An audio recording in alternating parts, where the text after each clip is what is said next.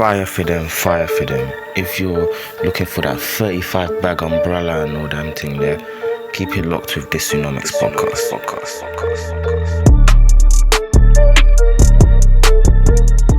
Hello, welcome back to another episode of DISUNOMICS Monday Morning News. Let's get straight into it. Let's get cracking.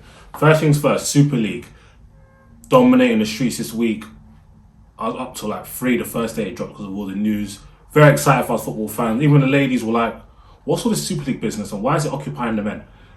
Well, 12 teams: Arsenal, AC Milan, Inter Milan, Juventus, Porto, Real Madrid, Barcelona, Atletico Madrid, Manchester United, Manchester City, Liverpool, Chelsea and Tottenham Hotspur agreed to join to create a Super League as founding fathers, which was meant to be a rival European breakaway competition to rival the Champions League.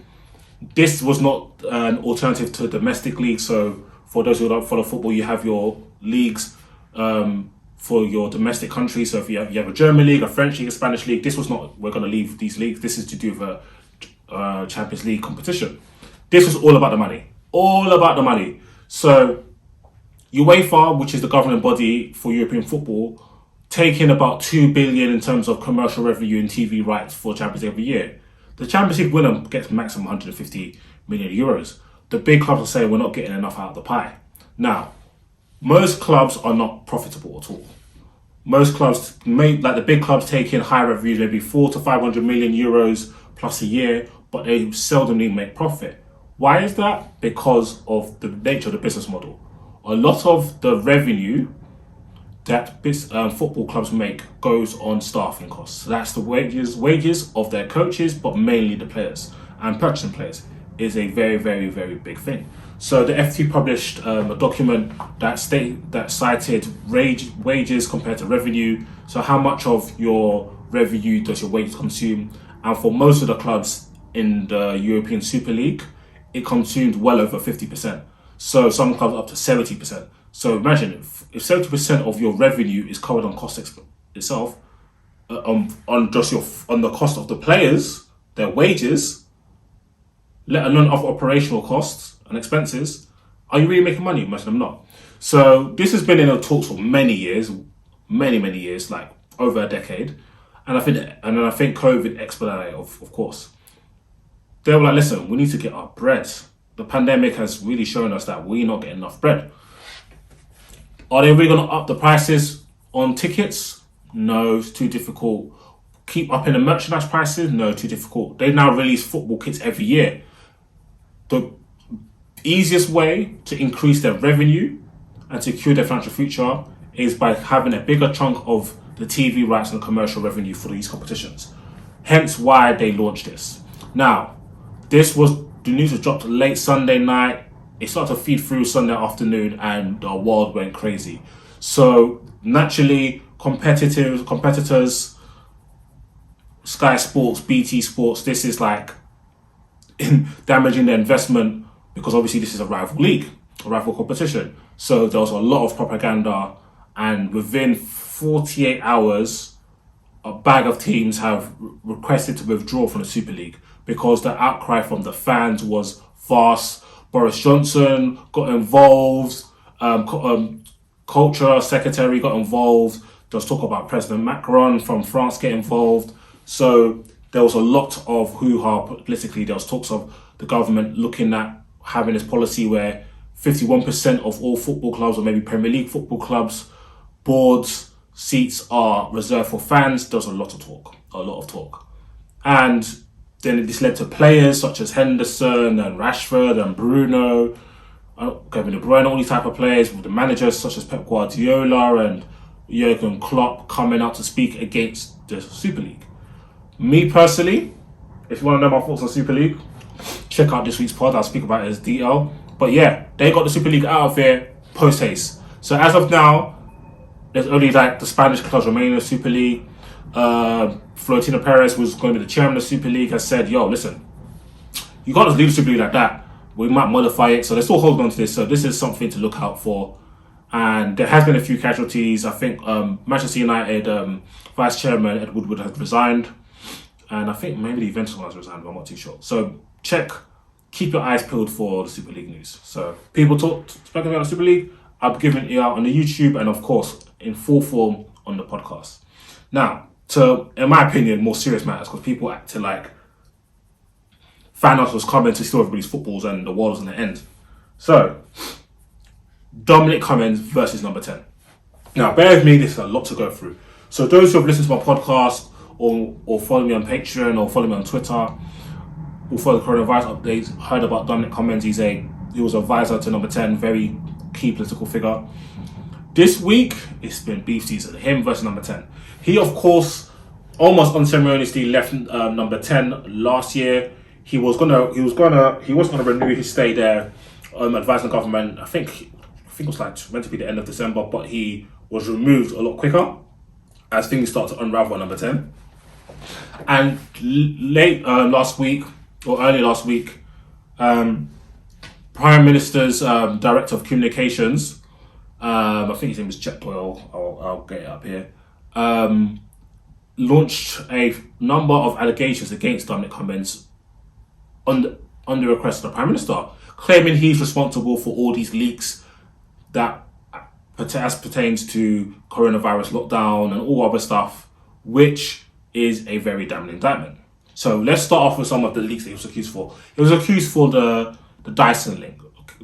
So what's the Dyson leak? So Boris was trying to get some ventilators. Remember, ICU beds, they need ventilators to help people beat COVID or survive. The UK had a shortage of ventilation units, so they were scrambling like mad, like every other country was during the pandemic.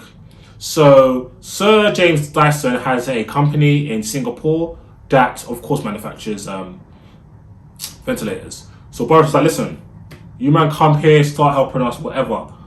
But of course, James Dyson was like, yo, I don't want my employees to go there and be taxed. I want the tax status to stay here. Can you patent that? And Boris was like, yeah, my man can patent that. So this was all done via text. So Sir James Dyson wrote to the Treasury, asked for no change in tax status for his staff. He directly messaged to the PM in March 2020 via text message, and he responded, I will fix it. Prime Minister message saying, Rishi says it's fixed, we need you here. When this businessman sought further reassurances from the tax status and of the firm and senior individuals, the Prime Minister replied, I'm the First Lord of the Treasury, and you can take it that we are backing you to do what you need. 2 weeks later, Mr. Rishi Sunak, of course our Chancellor, told a group of MPs that the tax status of people who come to UK to provide systemic help during the pandemic will not be affected. This is looking a bit, do you know what I mean? So, Dyson's company did share this correspondence with officials, and it's not clear if Boris Johnson flagged the exchange with officials as the rules suggest he should. Because remember, this is public money, this is public dealings, there's certain rules and regulations. The PM's also being pressured to explain refurbishments to his flat in Normanton Down Street, but we'll get into that later. This is being pressured heavily by Keir Starmer and them. So, Mr. Dominic Cummings was accused of these leaks. Mr. Dominic Cummings is not no fool. Very, very smart man. And he dropped a blog, I think it was on Thursday, I believe. It was just basically, I'm holding a shotgun. That's what it was. What even? I'm not going to hold up a knife. It was a shotgun. Hella shots. So, in his blog, he launched an attack on number 10 basically. He said, fuck you lot, hold this chopper. He said, the Prime Minister's Director of Communication, Jack Doyle, made a number of false allegations to the media. He obviously, Cummings was blamed for the leak. He said, he claims officials told him that a number of officials, including the HMT, Her Majesty's Treasury, received a text from Dyson's office. This was then passed on to BBC. He says he doesn't know if this was correct, but that's what government officials have been telling him. He said that the only correspondence, he said the Prime Minister did show him some correspondence with Dyson, but none of this was linked to tax. It was more due to coronavirus and stuff like that. He said that if the PM did send Dominic Cummings these texts and he's the one who leaked it, surely Boris could show the Cabinet Secretary the text messages on his phone, if he did send them indeed. Pretty compelling argument. Calling his bluff big time. Regarding the lockdown leaks, he took a personal offense to this because obviously this is to do with millions of people, so this is a very, very bad look. He said this. He said, after talks about the lockdown rules, there was this meeting between the Cabinet Secretary, the Director of Communications for Prime Minister, the Prime Minister himself, and Dominic Cummings. They're trying to ascertain who the leak is. Now, the Cabinet Secretary said that neither Dominic Cummings nor the Director of Communication had leaked this. And all evidence points to Harry Newman and others in the office. Now, the PM was fuming. Why was the PM fuming? You found the leak, fire him, no? Well, the reason the PM is fuming that if that's him, and it looks like it was him, he has to fire him. You ask why? What's this bad thing? Harry Newman is a very good friend of the Prime Minister's fiance. And the Prime Minister said this is going to cause him a very serious problem because obviously that's my fiance's boy. You know what I mean? That's our close friend. Obviously, Dominic Cummings is like, are you being serious? This is unethical. This is ridiculous. And the Prime Minister basically said, yo, this inquiry the Cabinet Secretary is doing, just allow the inquiry.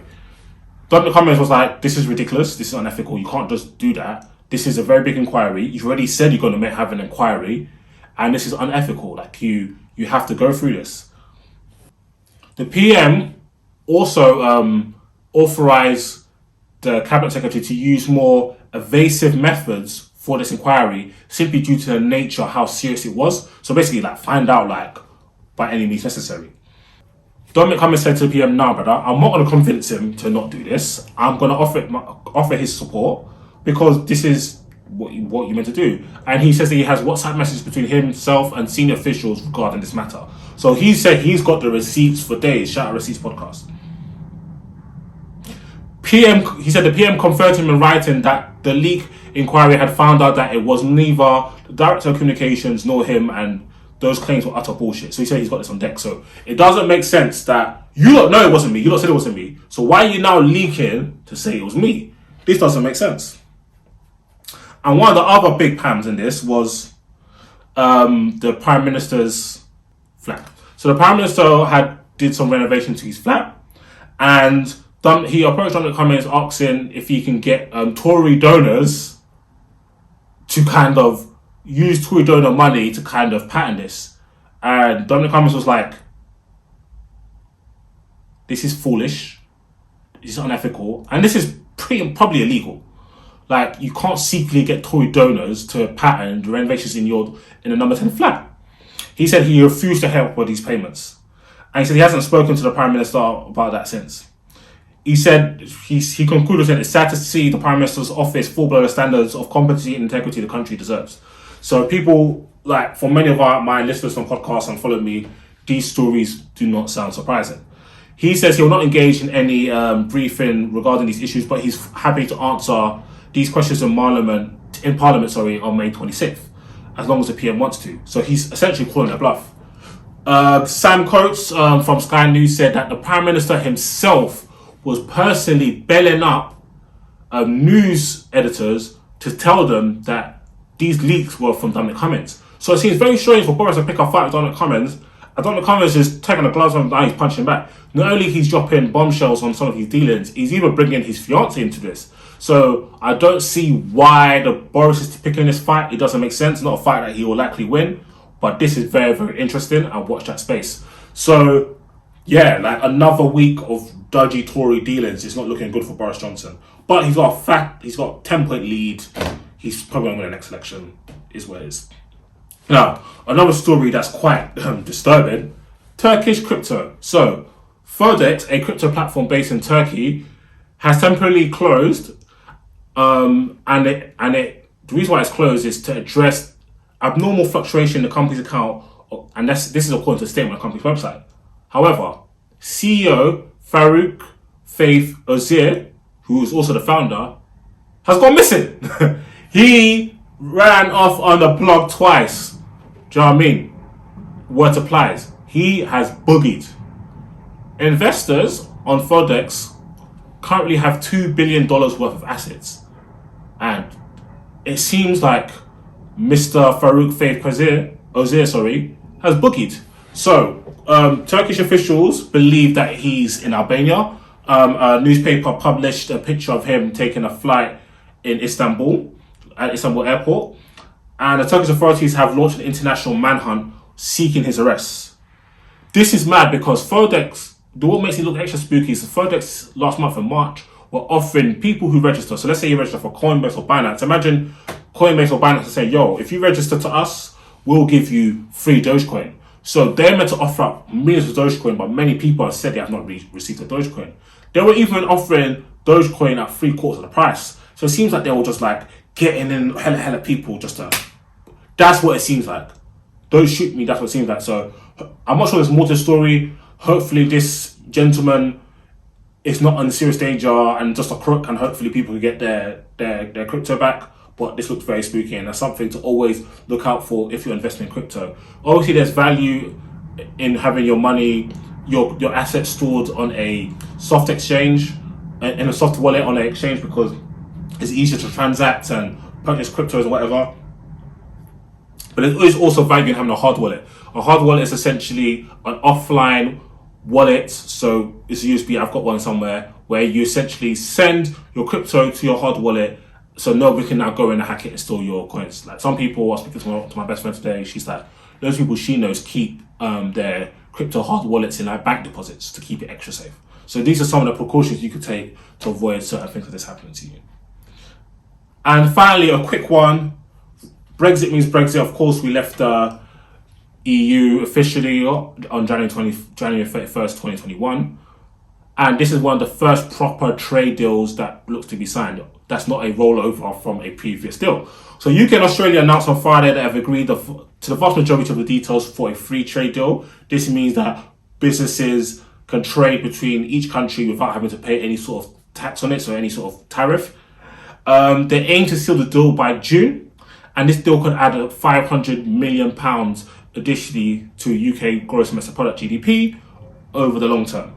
So some good news, and that's something to look out for. So yeah, that's this week's Monday morning news. Sorry, this week's probably might be a bit longer than usual because of Dominic Cummings' story. There's a lot more detail. But yeah, let me know your thoughts on Super League. Are you for Super League? Are you against it? What do you think is going to happen? How do you feel about Dominic Cummings versus the Prime Minister? Whose side do you take? Or you do think they're both bums? Let me know your thoughts on crypto and the alleged thief, and of course, trade deals. Where do you think the UK should strike a trade deal with? And of course, make sure you subscribe to Patreon, subscribe to me on SoundCloud, Spotify, Apple, wherever you listen to your podcast. Follow Last Week Digits, follow Touchline Frackers, follow me on Twitter and Insta. Until next week, peace and blessings.